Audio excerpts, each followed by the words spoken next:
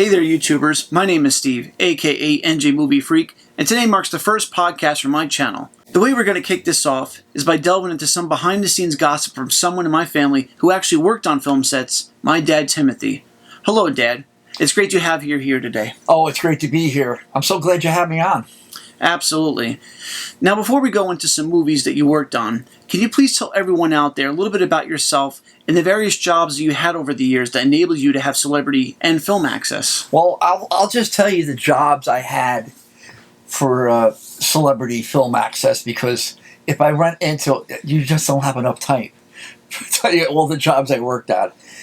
I worked in towing, and when I was in the towing industry, we used to go to these different sets and tow things around for them. And that's how I met Bill Murray in Quick Change. Worked there, I think it was like 36 weeks we worked. We only worked a couple hours a night. But it was fun because we towed that bus around that you see in the movie because they didn't want to hear the motor in the back. So we towed it. So if you hear a little bit of a motor, that's the truck pulling it. Yeah, I remember watching that movie a few nights ago, and it was like 20 minutes from the ending where Bill Murray, Gina Davis, and Randy Quaid are in the back of the bus, and they rarely show the front of the bus because it's a shot of them in the back, and you can tell they wanted to hide the bus driver because they didn't want to see the tow truck. There was no bus driver. Well, in one of the shots, there was a bus driver, but otherwise there was none. It was just the bus, right, being pulled? Yeah, it was being pulled on a landau. And you were in charge of that? Well, I wasn't in charge of it. What happened was the guy that was actually doing it said, "You want to come along?" And you can come and hang out with me tonight over there. My friend Frank, he drove the landau, and that was Twin Towing had that, and they actually did the set work and all of that. So I said, "I'll go. What the heck? Maybe I'll meet somebody." I didn't even know that it was going to be Bill Murray in Quick Change. I had no idea. Okay.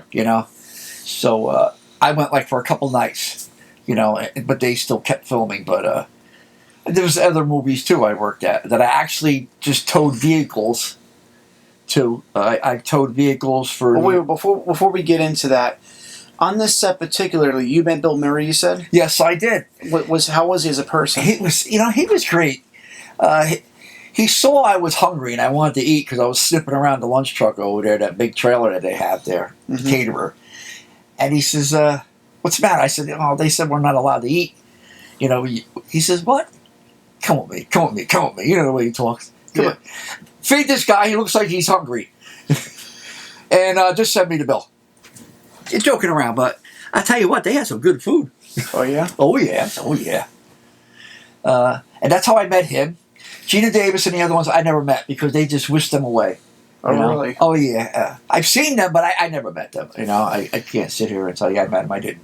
What other movies did you work on besides Quick Change? How about the original Ghostbusters? The first one? The first Ghostbusters. How did you get involved in that? Well, again, I worked for a towing company that used another company called Donna Motors. Okay. And Donna Motors didn't have enough vehicles to tow so they used another company. They used the company I worked for at the time. And we just towed shells of a car there. They looked like cars. They had wheels on them, but they had no motors, no tracks, no interior. There were blacked out windows. And those are the cars that got destroyed. If you look real close to the movie, when the car goes up in the air, you can see there's no motor in it. That's towards the end where they're about to enter the building, right. And the street comes up. And the street comes up, Did you see by chance how they did that? Yeah, they had these dollies, like these trailer dollies, that actually lifted it up. It looked like concrete, and then they put after the movie is done, I guess they put the concrete in there because that was like sitting on a dolly, and it just went up in the air hydraulically. Oh, okay. So that's how they did that. I remember that. Yep, because I wondered how they did it too. I understand that my godfather George and you are and still are were and still are very close. Yes. Didn't you both go to a lot of wrestling events together? Oh my gosh! You want to talk about wrestling events? We went to a lot of them. We went to the Meadowlands. We went to the Garden. We went all over. That's how we ended up being in a movie because they were filming that night. They said it was Madison Square Garden, and they did shots at Madison Square Garden's roof, the ceiling. Right. But it was actually done at the Meadowlands. Oh, really? Yeah. And they told everybody before the matches that you're going to be in here, and if you don't want to be in here, you just have to leave now, okay? Because they're going to use your image. Needless to say, we didn't know that they were going to use us because we were giving the guy the finger and everything. But they used it in the film. What movie was that? That was Highlander. The original Highlander, not the series, the original Highlander. We're in the first 34 seconds, I think, of the movie. Oh, wow. When it's coming on. Yeah, that's right, because they open with the wrestling. at the wrestling match, and then they show some shots of the audience, and there's this guy with this other looking guy, guy who looks like he's kind of has a beard that doesn't have a beard. Right. And they're not exactly giving the finger to the wrestlers, but they're kind of like doing that little elbow technique. Yes, we are. That was myself and my friend George. And you see we had camouflage shirts on? Yeah. With a picture of Sergeant Slaughter on it. Okay. Let me tell you how that happened. Okay. We went to a benefit at the, what's the name of that place? Right over the bridge there. King's Court. Oh, King's Court, yeah. That was in Lyndhurst. It was a celebrity tug-of-war. Okay. And it was Spencer Christian, Sergeant Slaughter, and a couple other people, and he needed a couple of guys. Okay. We need a couple more guys. So my friend and I, George, hands went right up. Mm-hmm. We went right there. So we helped out with that. And then at the end of that, he hands us the keys to his car, that camouflage limo. He says, go get my stuff out of the car for me. I don't want to go over there outside with all the people there. What's Sergeant Slaughter? Yeah, Sergeant Bob Slaughter. Bob Slaughter. Sergeant Slaughter. And he friended us. Like, he was a really nice guy. You know, like he says, you guys want to hang out with me? I said, yeah, sure. You come and hang out with me. We'll have some food. We'll have some beer. And we'll have a good time. That was at the end of the night. I mean, it was so cool and so surreal. Besides being in those films, did you ever meet any big names in wrestling? Yes, I did, and I'll tell you how. Okay. I was a big wrestling buff, so was my friend. But before he was getting involved, I used to go by myself. You know, sometimes I go with different people and groups. And they were looking for people to escort the wrestlers down the aisle, so people don't throw shit at them, so you get hit with it. Oh, of course. So you got to take one for the team. Okay. I took a lot of crap for Andre the Giant, trust me. And that was a big guy, too. Yeah, especially when he was a bad guy. That's what it was when he was a bad guy, when he wore the black. Yeah. Anyway, a lot of the stuff I did for nothing, just to get tickets to go to the next match. So technically it wasn't for nothing. It got you tickets. It got me tickets. It got me to meet people backstage. Okay. You know, but no money changed hands, you know? Oh, I see. Okay. So it's not like I worked for that Titan Sports or anything, you know? But would you say that experience alone was good? Oh, my God, yes, it was. I wasn't doing anything at night, and I was going to be there anyway. Now, how big was this guy in person? Let me tell you, you can't appreciate how big this guy was until you shook his hand or watched him take his ring off of his hand. Right. And stick a hard-boiled egg through it. That's how big his fingers were? That's how big my man's fingers were. How tall was he? He was 7'4". Oh my gosh. He had that giantitis disease. Yeah. It was a shame. We lost him too early. Yeah. I mean, one of his best, I don't know if it was his only movie, but the best movie I remember him from was The Princess Bride. That's right. He was in that movie. You notice he didn't say much. No, he didn't. But he had a lot of screen time. Yeah. Oh, yeah. He did other stuff, you know. But I met him. I met Big John Studd. Unfortunately, a lot of these guys aren't around anymore. You know? I met, what's his name? Now I'm trying to think of their names. I met Jesse Ventura, but I met him at a book signing, America's Conspiracies. And I met Jake the Snake Roberts. I met him at another function. He gave me an autographed picture. He took a picture with me. These guys are really good, you know? And then I met various others too. Like I met Lou Albano. Oh, that's right. I met the captain. I met the Samoans, Appa and Sika. Well, here's a good trivia question for you. Captain Lou Albano, what music video was he in? Cyndi Lauper's movie. Girls Just Want to Have Fun. What was his role? He was the father. Right. And there was other wrestlers in that movie too. There was some other wrestlers in it. Because it was supposed to be it was supposed to be like a sort of like a side promotion to the Goonies movie, because the Goonies also had, the Goonies are good enough was a song that was made for the movie Goonies.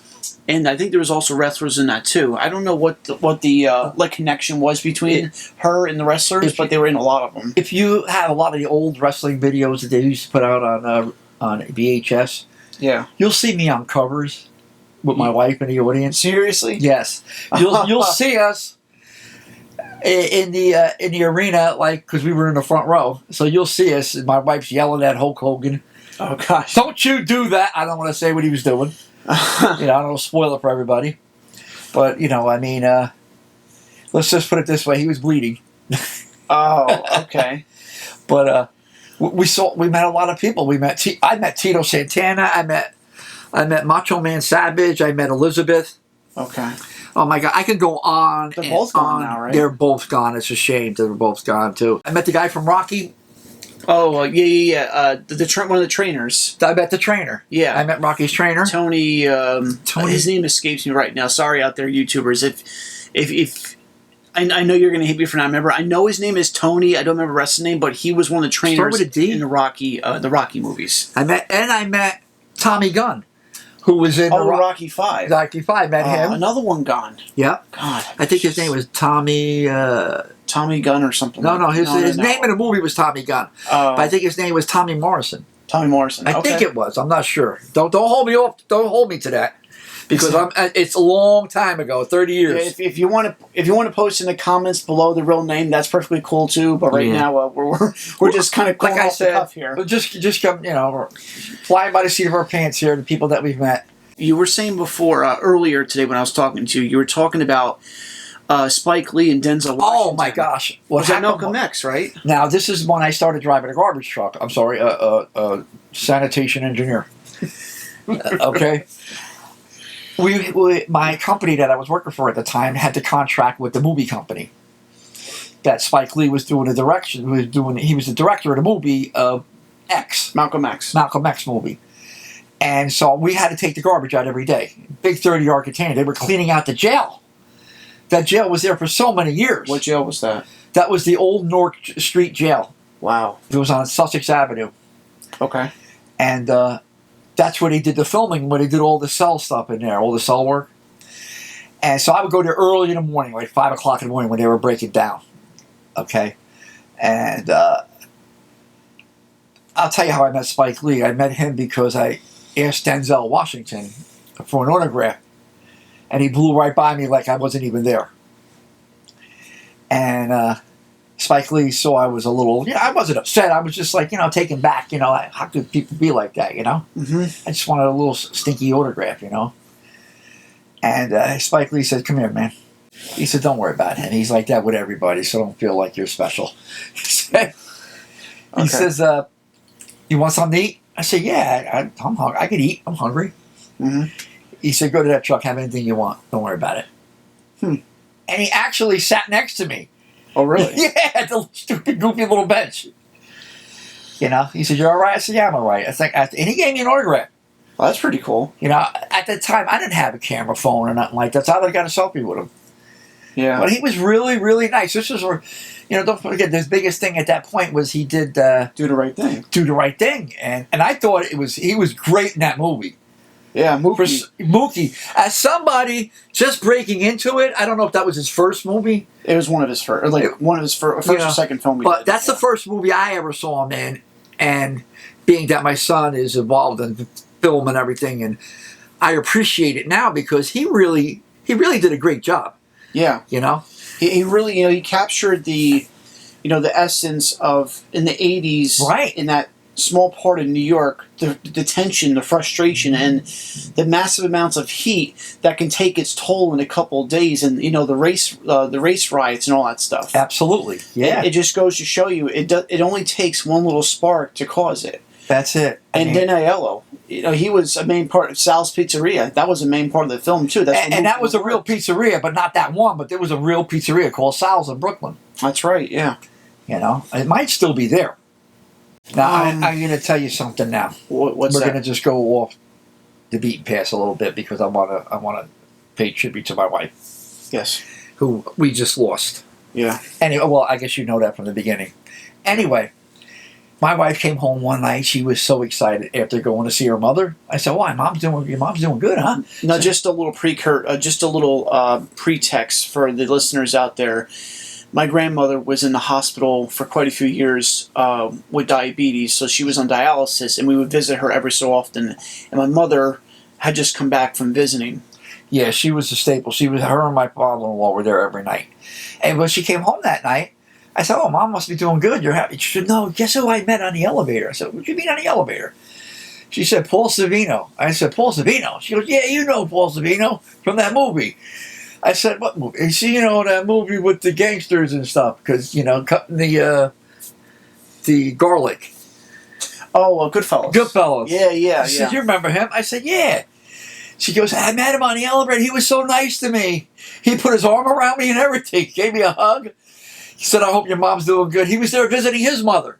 Oh, really? Yeah, he was just coming down. That part I didn't know. Okay. Yeah, he was just coming down the elevator from visiting his mom. Oh, wow. So they gave each other a hug for support. But she was so happy. She said he was so nice to her. That was up in St. Barnabas and was that Short Hills? Oh, no, West That's Orange. Livingston or West Orange. West Orange, Livingston, that area. I tell you, what a great job. Probably about 3 or 4 years ago, my dad, my mother, and I, we would go to a lot of these conventions, and they were held like 2 or 3 times a year. And one of them in particular, we wanted to go to because one of my mother's favorite actresses / idols was Leslie Ann Warren, and her favorite stage movie of all time was Cinderella. And I was able to get Cinderella on DVD from my mother, and it was like one of the best gifts that she ever got from me. She loved that movie, and so for her to actually own it was like, almost like a dream come true. So when they announced on the webpage that Leslie Ann Warren was going to be at the convention, my mother was like, "Oh, we got to go. I said, "Of course." So we go to the conventions, we go around, we meet the different people, and we get to the room where Leslie Ann Warren is in.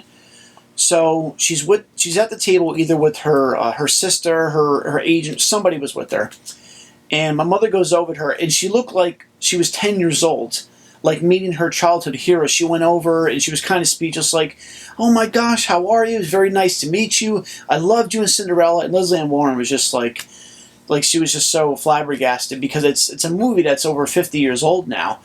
And it was shot on stage, and a lot of people, look at her other movies, like Clue and all those other classics. But for someone to reference something as classic as Cinderella, I guess it was kind of like a shock.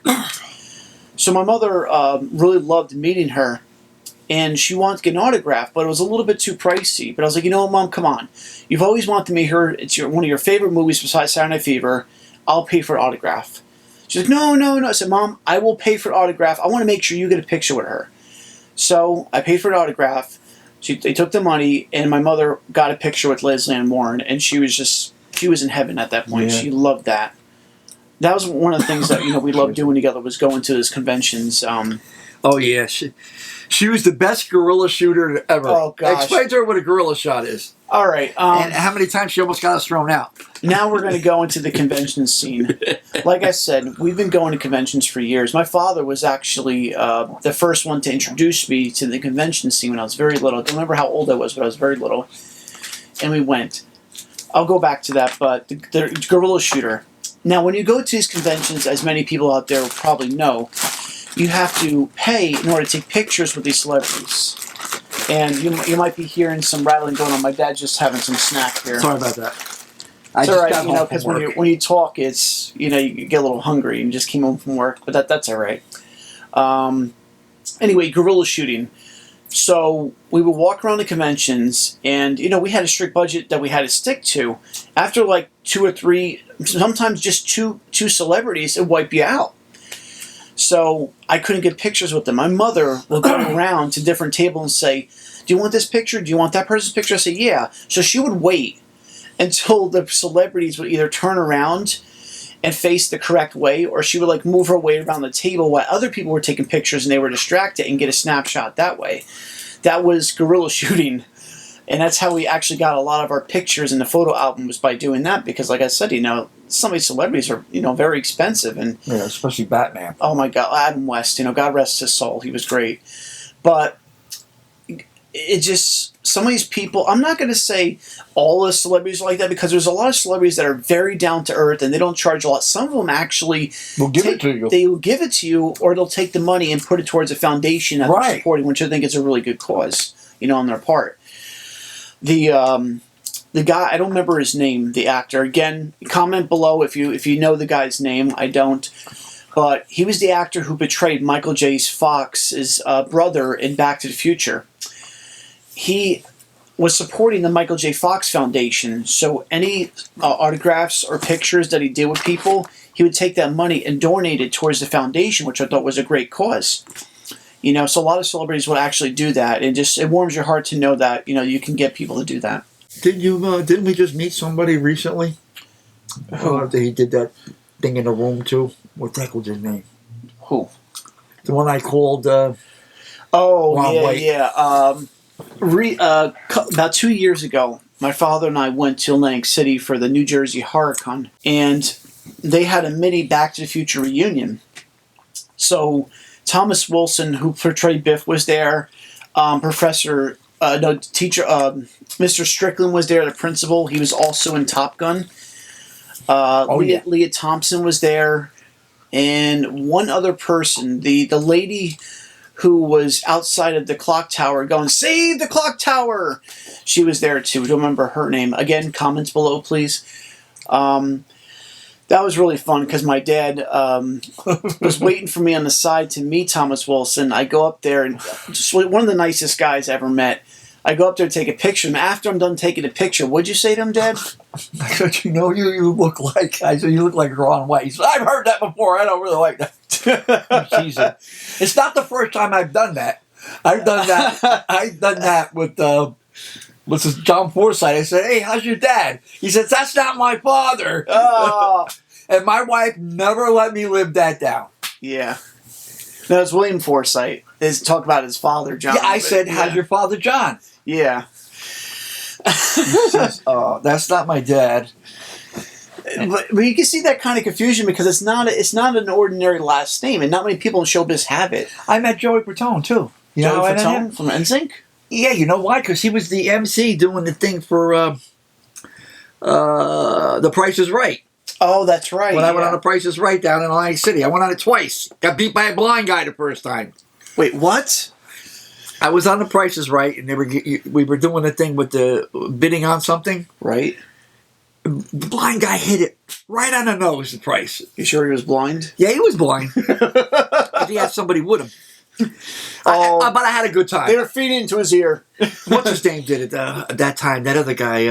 Oh, gosh, I don't remember. Oh, I don't remember. Again, anyway, no, because I did a lot of stuff down there. I did The Price is Right twice down there. You met Fabio at, what was it, Costco? Oh, my God. We DVDs? met Fabio at Costco. We was doing an opening. Oh, God. How did they pick him to do an opening? I'm just listen, So here's the guy who dons so many covers of romantic novels, and he was used to open Costco. Hey, listen, if it gets the people in, Was it Costco or no? It was one of those warehouse stores. It was Walmart. Oh, Walmart. They got it at Walmart. Walmart. Okay. Well, he was pushing his hair product. Enough said. But I just want to add to this podcast. I know we diverted a little bit, but conventions are a great way to meet these people. I mean, you can do Comic-Con, you can do New Jersey HorrorCon, you can do Monster Mania. There's thousands of conventions out there you can go to. And I would definitely, recommend, going to these to just not only meet celebrities, but to get experience into that world. I mean, there's vendors, there's screenwriters, there's directors. There is a whole class of people you would never thought imagine that you can meet and just talk and bullshit and, just get to know a little bit more about it. I mean, you have, a lot of, insight on movie sets, but going to these conventions, you also have another insight by talking to these people. Oh, absolutely. You can't beat that. No, and unfortunately, with the pandemic this year, things have slowed down significantly. But going forward in the future, of course, you still want to be safe and practice distancing when possible. Definitely go out there and do it. It's quite an experience, and bring your phone, bring your camera, because these are memories that you're going to keep with you forever. Practice guerrilla shooting. Or well, I'm not going to condone guerrilla shooting, but if you happen to see a celebrity walking away or you can't get their table, try it, but don't be stupid about it. Weren't you happy when somebody was pirating your DVD that you put out in New York on the street? Now that was funny. I can't say the name of the company for contractual reasons, and because the case. But you can say the name of the movie. The case got thrown out in court. But there was a movie I did in college it was a thesis, and I turned into a feature-length film that went on to a few film festivals. And one day I was in New York, going in Manhattan, walking around, and I saw a copy of it on the street from a vendor. I'm like, how did you get your hands on this? I'm like, of all the things to pirate is somebody's film out of a film festival. I mean, I was pissed, but at the same time, I was kind of flattered. Yeah, absolutely. I was like... He liked it enough to do that. It's like, holy crap, my stuff is getting pirated. Yeah. I never heard of or seen that before. It's like, oh, we got pirated films here from film festivals. Now, that's something I would never think of. But maybe that guy was ahead of his time. Hey, you know what, though?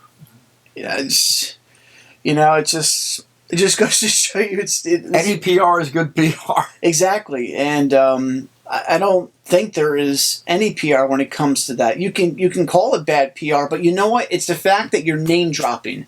Right. When you're name dropping, your name, lack of a better word, your name gets out there and people are more interested. Like that movie with Johnny Knoxville. Right. Action Point, which is based off Action Park and the owner. So, yeah. No, it was pretty good. I loved it. I didn't like it. That's all right. Different strokes for different folks. Yeah, I know. But in the film, he tries to get people back to his park by giving himself bad publicity because you're getting people to talk about the park, which means that people are interested and you're going to drive that audience. It's actually pretty brilliant. Yeah, but what are you going to do about Action Point? Yeah. Excuse me? Action Point, that place is out of control. No, beer is so cheap, they're practically giving it away. Boy, this is great. I like this. But this was a really cool podcast. I definitely want to, have you on this again. It's a pleasure. You know what? Let the people out there request me. Let them request you? Yeah, let them like it and say, hey, bring your dad back on. All right, folks, you hear that? If you want my dad Timothy back on, put in the comments below, request it, anything to that nature, and I will definitely have him back on for another episode. I have something I want to say. I want everybody out there, when you come home at night or when you get up in the morning, hug and kiss your wife and kids. Always tell them you love them. Your loved ones. Mm-hmm. Never go to bed angry. Always settle your differences because tomorrow's not promised to anybody. And I can attest to that. Just let them know that you love them. And God bless. Thank you. When it comes down to it, at the end of the day, you have to let it go and just be with your family. That's it. Just even if you don't live together, at least try to reach out to them and say, hey, what's going on? I love you. Have that connection, have that interaction with each other. Absolutely. Never lose touch. Always, stay in touch. Exactly.